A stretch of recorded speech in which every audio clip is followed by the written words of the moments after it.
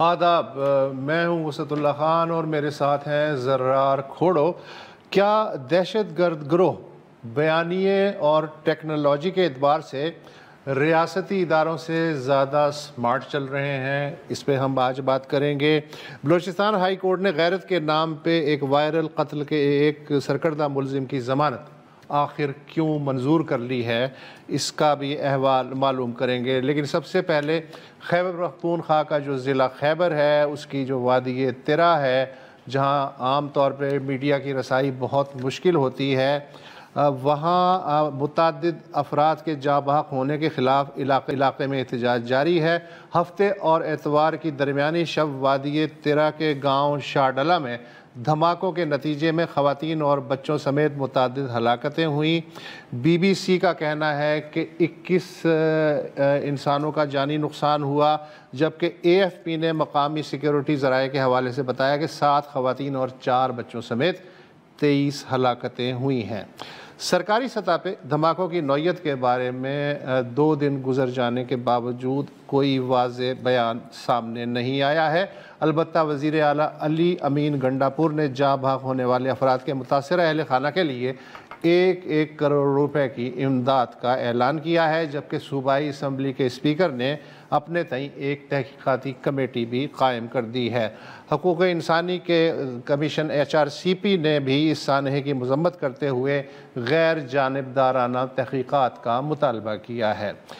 پشاور سے اس وقت ہمارے ساتھ بیورو چیف علی اکبر صاحب پچھلے 48 گھنٹے سے 2 متضاد موقف سامنے آ رہے ہیں۔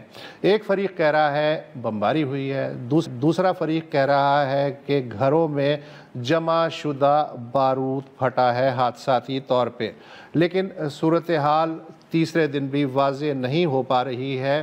یہ کیا ہو رہا ہے؟ شکریہ وسط صاحب، اور پروگرام کے شروع میں آپ نے ایک لفظ کہا بیانیہ، اور دونوں اطراف کا آپ نے بھی ذکر کیا، تو یقیناً یہی بیانیہ کی جو ہے وہ کلیئر نہیں ہے حکومت اور ریاست، تو اسی وجہ سے جب ٹھیک معاملات بھی ہو تو اس میں ابہام پائے جاتے ہیں۔ اس میں کوئی شک نہیں کہ تیرا میں جو واقعہ ہوا ہے، اور اسی طرح کے گزشتہ کئی مہینوں سے اضلاع میں اس طرح کے واقعات وقتاً فوقتاً سامنے آتے ہیں، تاہم یہ واقعہ اسی نوعیت سے بڑا تھا کہ اس میں کولیٹرل ڈیمیج زیادہ ہوا ہے، اور اس میں تقریباً 10-11 جو ہے وہ عام لوگ اس میں شہید ہوئے، جس میں خواتین اور بچے شامل ہیں۔ کل تقریباً 23-24 لوگ جو ہے اس میں مارے جا چکے ہیں۔ بعد میں جب ایک چیز کا آپ نے ذکر کرنا ہے کہ واقعہ ہوا ہے، جیسے کہ وزیر اعلیٰ نے ان کے لیے 1 کروڑ روپے کا اعلان بھی کیا ہے، تو اس سے بہتر نہیں ہے کہ جو چیزیں ہوتی ہے، اور اس میں کوئی شک نہیں ہے کہ ان اضلاع میں جو کہ بارڈر کے ساتھ ہمارے ہے، باجوڑ سے لے کے خیبر تک، وہاں پر ٹیررسٹ موجود ہے، اور یہ بھی سچ ہے کہ وہ وہاں کے لوگوں کو ایز اے شیلڈ بھی استعمال کرتے ہیں۔ تو بجائے اس کے کہ جہاں پہ کولیکٹرل ڈیمیج زیادہ ہونے کا خطرہ ہو، تو اس کے لیے ایک حکمت عملی کیوں نہیں بنائی جاتی ہے؟ جیسے کہ باجوڑ میں ہم نے دیکھا کہ وہاں پر پہلے لوگوں کو مختلف علاقوں سے نکالا گیا، اور پھر وہاں پر جو ہے سلیکٹڈ یا ٹارگیٹڈ آپریشن کرائے گئے، اور وہاں پر اب بہت سارے لوگ جو ہے وہ اپنے علاقوں کو جا بھی چکے ہیں۔ تو ایسا عمل خیبر میں کیوں نہیں ہو رہا؟ ایسا عمل جو ہے وہ وزیرستان میں کیوں نہیں ہو رہا؟ تو اس میں جو ہمیں کمی بیشی نظر آ رہی ہے، تو وہ حکومت کے بہاف پہ ہے، کیونکہ وہ پہلے تو یہ ماننے کے لیے تیار نہیں ہوتے کہ ہاں وہاں پر لوگ ہیں، لیکن جب اس طرح کا واقعہ ہوتا ہے اور مقامی طور پر شور اٹھتا ہے، تو اس کے بعد پھر حکومت بھی یہ کہتی ہے کہ بھائی وہاں پر باجوڑ جیسے جو طرز عمل تھا وہ اپنانا چاہیے۔ تو یقیناً کچھ حکومت اور کچھ ریاست کے بہاف پہ کمیاں ہے۔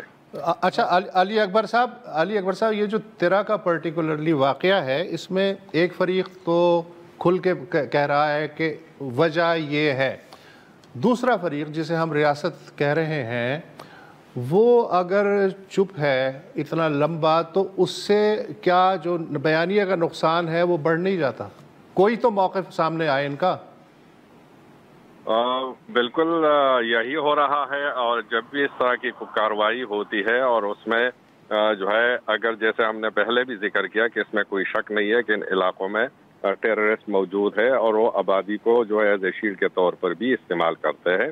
तो अगर वाकया सही भी होता है तो हमारे पास कोई बयानिया नहीं आता। बयानिया उसको हम कहते हैं कि हुकूमत उसको ऑन करे या रियासत उसको ऑन करे। तो ऑन करने के लिए हमारे पास कोई ऐसा प्लेटफॉर्म नहीं है कि हम उनको कहें कि हाँ वाकई ये वाकया हुआ है और इस तरह हुआ है। जबकि इधर उधर से चीज़ों को कवर किया जाता है तो उससे यकीनन अगर जो है कार्रवाइयाँ ठीक भी हो रही हो तो उसको नुकसान पहुंचता है। तो इस हवाले से एक क्लियर हिकमत अमली की ज़रूरत है। अगर वहाँ पर टेररिस्ट है और इसमें कोई शक नहीं है कि खैबर एजेंसी जो वादी तेरा है वहाँ पर अक्सरियत उनकी है, इसी तरह और भी इलाकों में है, तो वहाँ के हवाले से एक क्लियर पॉलिसी क्यों नहीं बनाते हुकूमत और रियासत की वहाँ का है कि इस एरिया में ये लोग मौजूद है, हम ये कार्रवाई करेंगे। इतने दिनों के लिए ये लोग वहाँ से आम लोग बाहर निकल आए। तो उसी सूरत में जैसे कि बाजौड़ में इन्होंने किया और फिर उनको हुकूमत की जानिब से और अवामी सतह पर भी सपोर्ट मिली। लेकिन अभी तक बदकिस्मती से खैबर में इस तरह की कोई हिकमत अमली सामने नहीं आई है। और आप जो है अक्सर प्रोग्राम हम करते रहते हैं तो महीने 2 महीने बाद या 20 दिन बाद इस तरह का कोई ना कोई वाक़या सामने आता है और फिर वो मुतनाज़ा बन जाता है जिसका नुकसान जो है वो हुकूमत और रियासत को ज़्यादा होता है। बिल्कुल। इसमें अली अकबर आपने बिल्कुल दुरुस्त फरमाया कि वो जो दहशतगर्द तंजीमें हैं वो लोगों को शील्ड की तरह इस्तेमाल करती हैं। यहाँ पर मैं थोड़ा सा मतलब मज़ीद भी क्लियर करना चाह रहा हूँ कि जहाँ तक मुझे इस बात की समझ आती है, आप बहुत बेहतर जानते हैं कि अगर 2% या 100 में से अगर 2 लोग सिंपथाइज कर रहे हैं, बाकी जो 98-99 हैं वो डर की वजह से इनको इन दहशतगर्द तंजीमों के ख़िलाफ़ स्टांस नहीं ले सकते। हमने तो शायद ये भी देखा है कि जो सियासी जमातें हैं बिलखसूस खैबर पख्तूनख्वा में वो भी झिझकते हैं बहुत ज़्यादा एक क्लियर स्टांस लेने में, क्योंकि उनको पता है कि उनकी जानों को भी ख़तरा हो सकता है। अब जहाँ तक आपने ये बात की कि बिल्कुल जो बिल्ट अप एरियाज़ में ऑपरेशन होता है तो जिस चीज़ को हम कोलैटरल डैमेज कहते हैं, हालांकि ये भी एक बड़ा अजीब लफ्ज़ है, उसका ख़तरा फिर बढ़ जाता है। लेकिन नकल मकानी कराना भी तो कोई इतना आसान काम नहीं है ना। आखिरकार हमने देखा है माजी में भी कई बार तीरा के अपने IDPs के भी बड़े इश्यूज़ रहे हैं। तो क्या लोगों में आपका ख्याल है कि कोई रजामंदी पैदा होगी कि जी आप कुछ वक्त के लिए इस इलाके से निकल जाएं ताकि एक बार फिर ऑपरेशन हो सके, minimising loss of civilian life?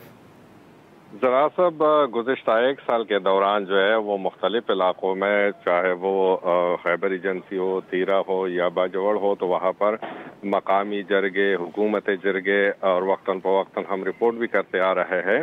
तो इस पे काम हुआ है और फिर जो है इसका कामयाब मिसाल हमारे सामने जो है बाजौड़ जा रहा है, क्योंकि बाजौड़ में बहुत सारे इलाकों से लोगों को निकाला गया था और अब वहाँ पर तकरीबन जो है 16 के करीब इलाकों को लोग वापस भी जा चुके हैं।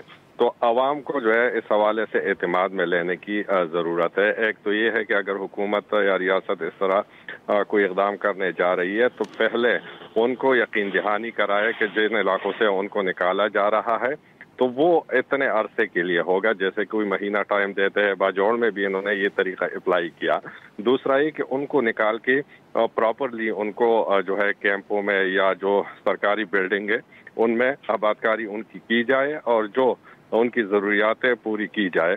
तो अभी रिसेंटली जो हमारे सामने बाजौड़ जा रहा है तो अभी तक मकामी तौर पर या कोई ऐसा शोर उस पर नहीं उठा है और जो कामयाबी इनकी है तो मुख्तलिफ इलाकों को लोगों को रवाना भी कर दिया गया है और जो नकल मकानी कर चुके थे वो अपने इलाकों में बहुत सारे लोग जो है वो जा चुके हैं। अगर यही तरीका इन इलाकों में भी जो है वो हुकूमत अपनाए और उनको सपोर्ट मिले तो यकीनन फिर इस तरह के वाक़यात जो कि कोलेटरल डैमेज हम कहते हैं या आम शहरी कहते हैं तो उनकी जो है वो महफूज उसी हवाले से रह सकते हैं। ठीक है, बहुत बहुत शुक्रिया अली अकबर। जैसे बता रहे थे कि बाजौड़ का जो टेम्पलेट है वो कदरन कामयाब रहा है, शायद इसको अब एक्सपैंड करने की ज़रूरत है ताकि इस तरह के वाक़ये अवॉइड किए जाए। एक वक्फा ले। बात हो रही है بیانیے کی. ایک وقت تھا جب دہشت گرد تنظیمیں اپنا پروپیگنڈا عوام میں پھیلانے چاہتے تھے تو وہ اخبارات شائع کرتے تھے, پیریوڈیکلز ہو گئی, میگزینز ہو گئی, پیمفلیٹس, پوسٹرز وغیرہ. پھر ہم نے دیکھا کہ سی ڈیز کو استعمال کیا گیا جس میں ان کی پروپیگنڈا ویڈیوز بھی ہوتی تھی, ان کے حملوں اور ان کی کارروائیوں کی ویڈیوز بھی ہوتی تھی, اور ان کو پھر بازاروں میں بانٹا جاتا تھا یا ایکسچینج کیا جاتا تھا. پچھلے کئی سالوں میں ہم نے دیکھا ہے کہ اب بالخصوص آلموسٹ ایکسکلوسیولی ڈیجیٹل میڈیا کا استعمال کیا جا رہا ہے. ایک حملہ ہوتا ہے تو اس کے چند گھنٹے یا کبھی کبھی تو چند منٹ بعد ہی اس حملے کی ویڈیو بھی آ جاتی ہے. جو بیانیہ یا جو سپن یا جو پروپیگنڈا دہشت گرد تنظیمیں پھیلانا چاہ رہی ہیں, چاہے وہ تحریک طالبان پاکستان ہو, وہ داعش ہو, وہ BLA ہو, جو بھی ہو, طریقہ کار پروپیگنڈا پھیلانے کا ڈیجیٹل میڈیا پر تقریباً ان سب کا آئیڈینٹیکل ہے. یہ ایک دوسرے سے اور عالمی جو دہشت گرد تنظیمیں ہیں ان سے سبق سیکھ رہے ہیں, اور نہ صرف سیکھ رہے ہیں اور امپلیمنٹ بھی کر رہے ہیں. اور ہم دیکھ رہے ہیں کہ پاکستان میں بھی, جیسے کہ پوری دنیا میں ہے, اتھارٹیز جو ہے, ریاست جو ہے, وہ ہمیشہ ون سٹیپ بیہائنڈ رہتی ہے. اب آپ کہہ سکتے ہیں کہ اس میں کوئی نئی بات نہیں ہے, اور یقیناً نہیں ہے, لیکن آج ہم آپ کو کچھ ایسی باتیں بتائیں گے جس کو سن کر یقیناً آپ دنگ ہو جائیں گے. میں تو کافی شوق ہوا تھا. آج احسان اللہ ٹیپو محسود جو ہمیں جوائن کر رہے ہیں, آپ کو فاؤنڈر اور ڈائریکٹر نیوز ہے خراسان ڈائریز کی, جن کی ایک بہت فوکسڈ ویو ہے ملیٹنسی پر, ٹیررزم پر اور سیکیورٹی ایشوز پر. تو آج احسان اللہ صاحب کی ایک آرٹیکل پرنٹ ہوا ہے ڈان اخبار میں, digital battlefield militants versus the state in the war on narratives. اب کچھ تو اس میں باتیں ہیں جن سے ہم فیملیئر ہیں کہ پروپیگنڈا کا استعمال ہوتا ہے, لیکن ریکروٹمنٹ اور اٹیکس کی جو پلاننگ ہے اب وہ کن پلیٹ فارمز پر کی جا رہی ہے, یہ ہمارے لیے ایک نئی بات ہے. تو ٹیپو صاحب آپ کا بہت شکریہ. اب آپ نے اپنے آرٹیکل میں آغاز تو کیا ایک سوات کے ایک پولیس اسٹیشن پر جو حملہ ہوا تھا پچھلے سال یعنی 2024 میں. اچھا, اب اس میں ایک دہشت گرد جو اس میں انوالوڈ تھا وہ گرفتار ہوا. جب اس کی تفتیش ہوئی ٹیپو, تو کیا پتہ لگا کہ یہ اپنے جو ساتھی ٹیررسٹ ہیں ان کے ساتھ پلاننگ اور کمیونیکیشن کیسے کرتے تھے؟ ایگزیکٹلی آج کل جو ایک ملیٹنٹ لینڈسکیپ میں ہم دیکھ رہے ہیں کہ جس طریقے سے ایک تو ان کا فزیکل ورلڈ ہے کہ وہ کیسے ایگزسٹ کرتے ہیں, وہ پہاڑوں میں ہوں گے, غاروں میں ہوں گے, ایسے علاقوں میں ہوں گے جہاں پہ جو اسٹیٹ اتھارٹیز ہیں ان کو ایکسیس کرنا مشکل ہوگا. لیکن اس کے ساتھ ساتھ ان کی ایک جو ڈیجیٹل ڈومین ہے وہاں پہ بھی ان کی پوری کمیونٹی ہے, اور یہ کمیونٹی جو ہے یہ بین الاقوامی سطح پہ ایگزسٹ کر رہی ہے.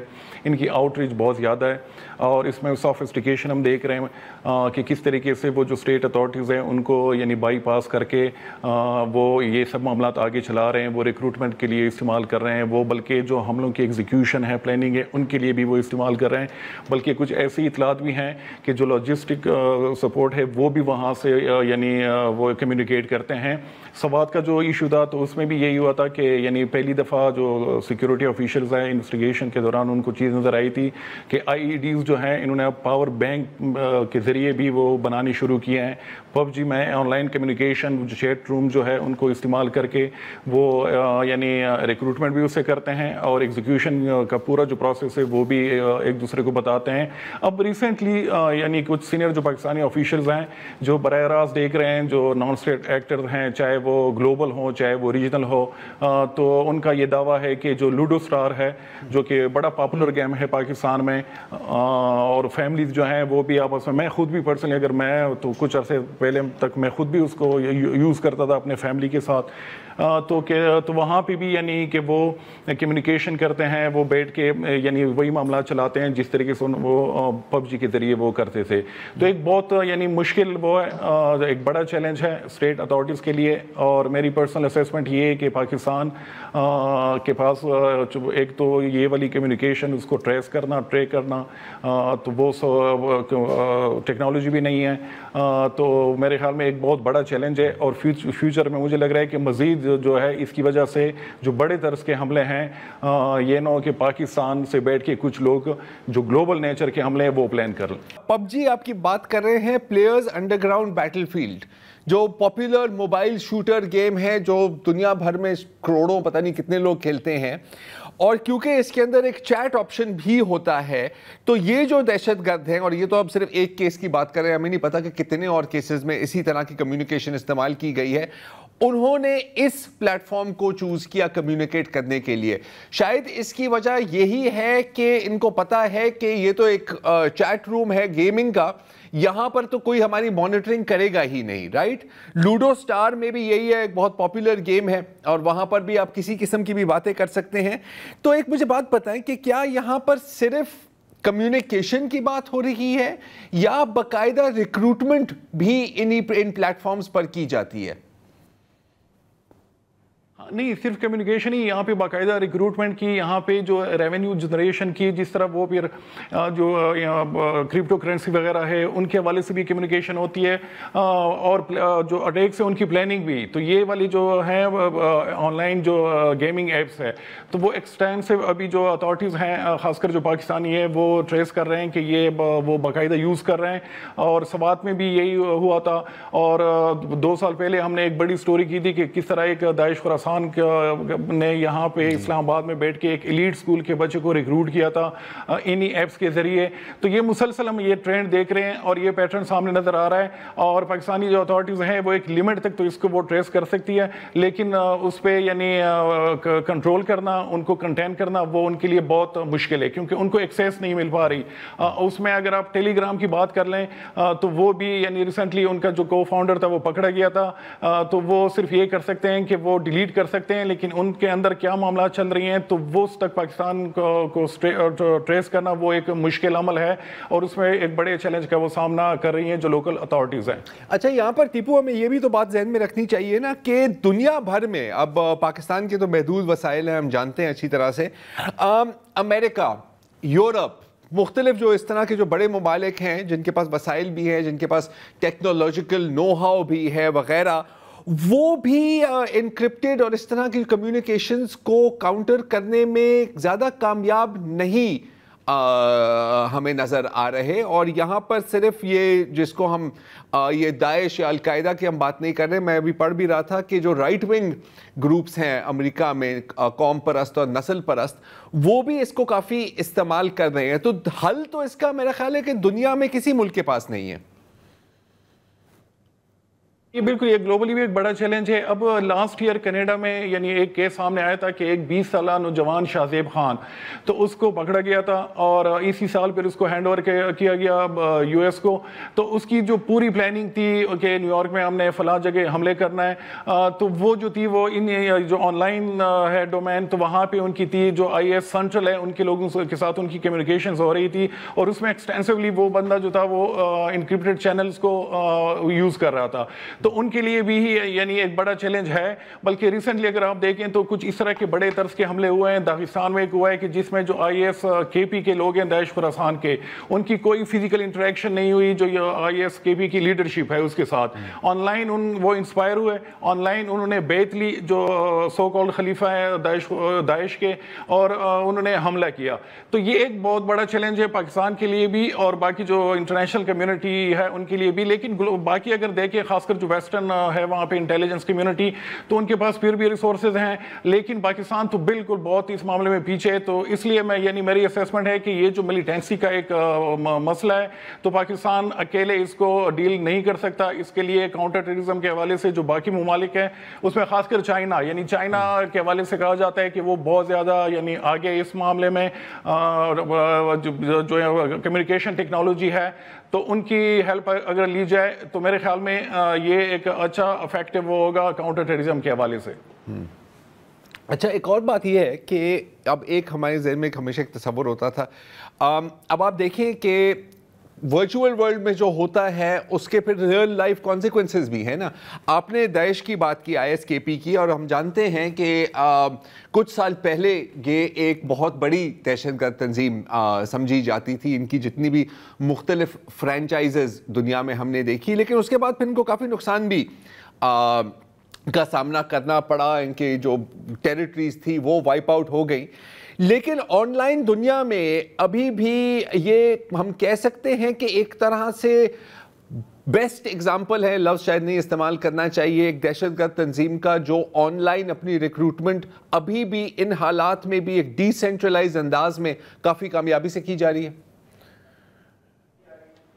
ہاں بالکل, داعش خراسان جو تھا, ابھی افغان جو طالبان ان کی طرف سے جو ان کے خلاف آپریشن کیے گئے, پھر پاکستان کے اندر بھی, تو اس کے وجہ سے یعنی وہ کافی کمزور ہو چکی ہے فزیکلی. میں ابھی بھی یہ کہتا ہوں کہ آن لائن جو ان کی پریزنس ہے وہ بہت زیادہ ایکسٹینسو ہے, وہ جتنے بھی باقی گروپس ہیں ان سے زیادہ ہیں. اور یعنی اس کے بارے میں یہ خود وہ کلیم کرتے ہیں کہ ابھی ہمیں چاہیے کہ جو فزیکل ورلڈ ہے اسے مائگریٹ ہو کے ہم سائبر ورلڈ میں چلے جائیں. اور ابھی بھی جو ویسٹرن یعنی جو سٹی کے لوگ ہیں ان سے اگر آپ بات کر لیں تو وہ ابھی بھی سب سے بڑا جو تھریٹ سمجھتے ہیں تو وہ ISKP کو سمجھتے ہیں, یعنی US ہو, کینیڈا ہو یا باقی جو کنٹریز ہیں یورپ کے, کہ مین لینڈ کے لیے وہ سب سے بڑا خطرہ ہے. اور مسلسل ان کی طرف سے اٹیمپٹس کی جاتی ہیں کہ آن لائن لوگوں کو انسپائر کر کے یعنی کہ وہاں پہ اور ویسٹرنائز جو ہیں وہاں پہ کہ آپ نے وہیں پہ لوکلی حملہ کر لیں. اب ریسنٹلی ایک اور یعنی آپ انٹرسٹنگ ایک وہ اسیسمنٹ آئی ہے US انٹیلیجنس کمیونٹی کی جانب سے, تو انہوں نے القاعدہ کے حوالے سے بھی, خاص کر جو ان کا یمن میں برانچ ہے, تو ان کے حوالے سے بھی یہ انہوں نے یعنی اسیسمنٹ دی ہے کہ یہ بھی بہت زیادہ آن لائن جو ہے یہ کام کر رہی ہے اور انسپائر کرنے کی کوشش کر رہی ہے کہ مقامی جو یعنی سٹیزن ہو, چاہے US کے ہو چاہے یورپ کے ہو, کہ اس کو اپنے حملوں کے لیے استعمال کر لیں. تو میرے خیال میں دونوں کی طرف سے کوششیں ہو رہی ہیں کہ وہ بجائے یہ کہ وہ فزیکلی اس میں زیادہ نقصان اٹھانے کا بھی خطرہ ہوتا ہے کہ ہم آن لائن جو ہے وہ اٹیکس جو ہیں وہ پلان کر سکیں اور اس کے ذریعے معاملات آگے بڑھا جا سکیں. ٹھیک ہے, ہماری گفتگو جاری رہے گی. Let's take a break. Welcome back. دہشت گردی کے فروغ میں اور دہشت گردی کی روک تھام میں ہائی ٹیک لیول پہ کیا چل رہا ہے, یہی ہمارا موضوع گفتگو ہے احسان اللہ ٹیپو محسود سے. احسان صاحب, میں نے آپ کا جو آرٹیکل ڈان میں پڑھا تو اس میں سے کچھ پوائنٹس مجھے بہت انٹرسٹنگ لگے اور اس کی وجہ سے مسائل شاید اور بڑھ گئے ہیں. مثلاً جو سوشل میڈیا پلیٹ فارمز ہیں یا سوشل میڈیا اکاؤنٹس ہیں جو ٹیررزم کو روکنا چاہتے ہیں ان کی طرف سے بھی بے پناہ ہے, اور جو ٹیررزم پھیلانا چاہتے ہیں ان کی طرف سے بھی بے پناہ ہے. اور مزے کی بات ہے کہ ان میں سے اکثر پہ بلو ٹک جو ہے وہ لگا ہوا ہے, یعنی بلو چیک. اس کا مطلب یہ ہے کہ میں اگر ان اکاؤنٹس کو پڑھوں تو میں سیریسلی پڑھوں گا کہ یار بلو چیک لگا ہوا ہے, یہ ایسا ویسا اکاؤنٹ نہیں ہو سکتا. جو $5 مہینے میں آپ لے سکتے ہو. دوسرا جی دوسرا مسئلہ یہ ہے کہ جو زیادہ تر ہیں جو اس طرف سے بھی اور اس طرف سے بھی, وہ والنٹیئرز ہیں, رضاکار ہیں. وہ ایسا نہیں ہے کہ کوئی پیسے کے چکر میں یا کسی اور لالچ میں, وہ ایک مشنری جذبے سے سرشار لوگ ہیں. اور ہو سکتا ہے کہ وہ ان تنظیموں کے ایجنڈے سے پوری طرح متفق نہ بھی ہوں, لیکن بہرحال وہ ہائی ٹیک جو ان کی صلاحیتیں ہیں وہ اپنے تئیں استعمال کر رہے ہیں, اور ضروری نہیں ہے کہ ان میں سے کسی جو تنظیم ہے اس کے لیے براہ راست ہو, مگر وہ ان کا بازو بنے ہوئے ہیں.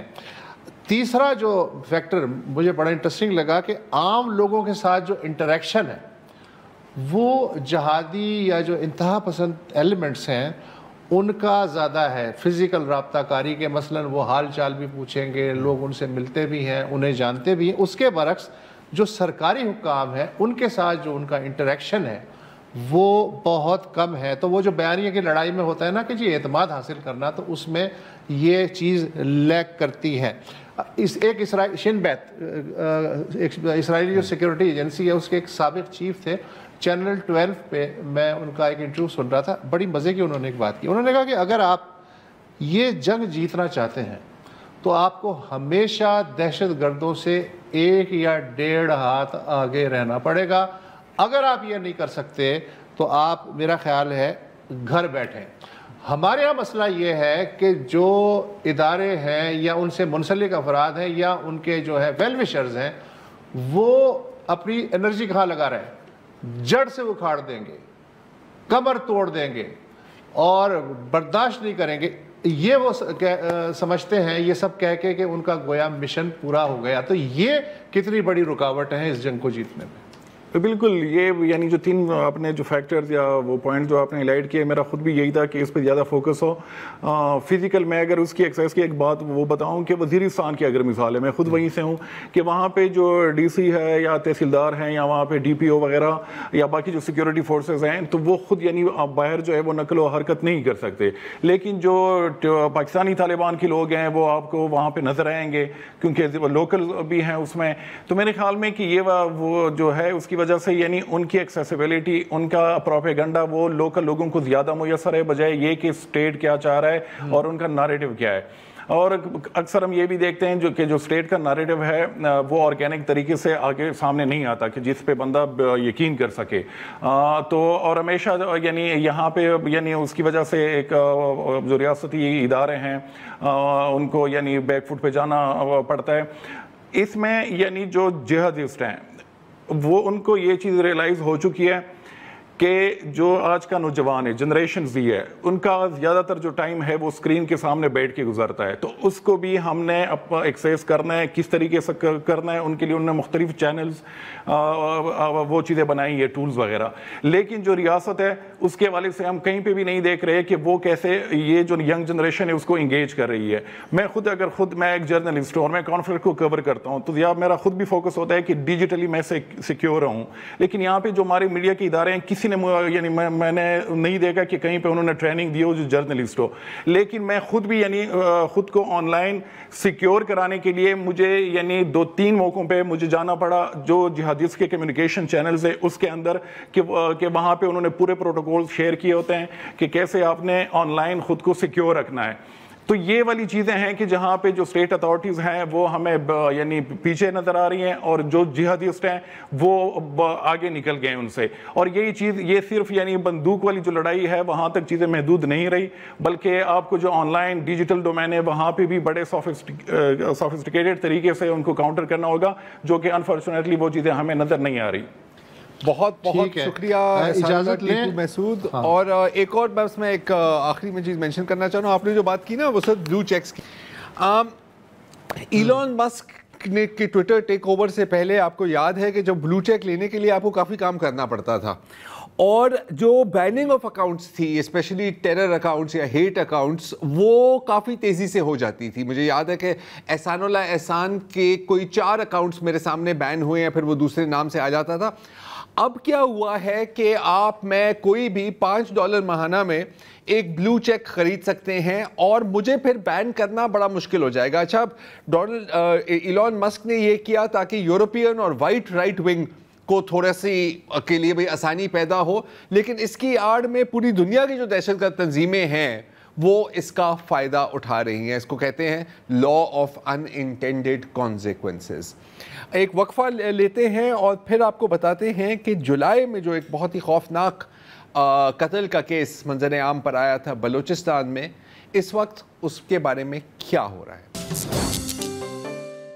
Welcome back. شاید آپ کو یاد ہو کہ جولائی کے شروع میں سوشل میڈیا پہ ایک ویڈیو وائرل ہوا تھا کہ جس میں 4 ویل پک اپس میں سوار بہت سارے مسلح لوگ ایک ویرانے میں ایک عورت اور مرد کو لاتے ہیں اور پھر انہیں فاصلے پہ کھڑا کر کے گولیاں مار کے ٹھنڈا کر دیتے ہیں.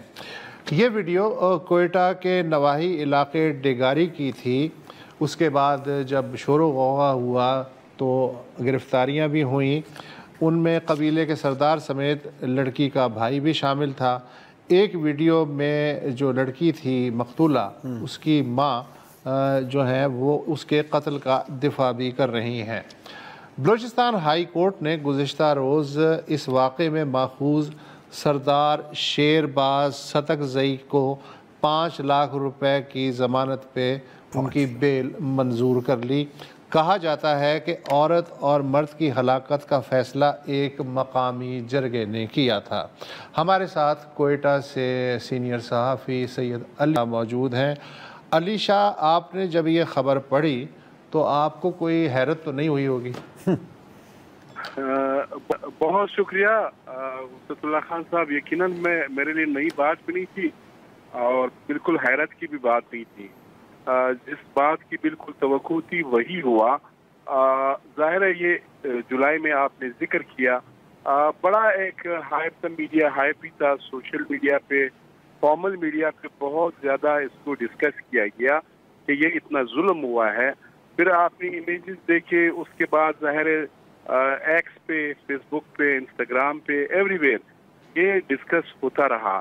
لیکن ہم حکام سے ملتے رہے، انہوں نے یہی کہا کہ بھائی یہ ایک فرسودہ ایک رواج ہے، کسٹم ہے، آپ لوگ جو ہے 2-3 دن کے بعد ٹھنڈے ہو جائیں گے۔ ایسا ہی ایک اعلیٰ سرکاری عہدیدار سے میں نے خود بات کی، اس نے کہا بھائی ہم نے آپ لوگوں کو خاموش کرنے کے لیے کچھ گرفتاریاں کی ہے تاکہ آپ لوگ خاموش رہیں، اس کے بعد ہمیں پتہ ہے آپ بھی بھول جائیں گے، پھر ہم بھی بھول جائیں گے، یہ کوئی اس طرح نہیں ہے۔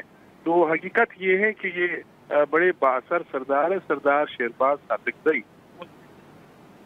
زیادہ تھا، اس پریشر کے باعث پولیس نے ان کو گرفتار کیا، لیکن جو اصل جس نے کلنگ کی ہے وہ ابھی تک گرفتار نہیں ہو سکا ہے۔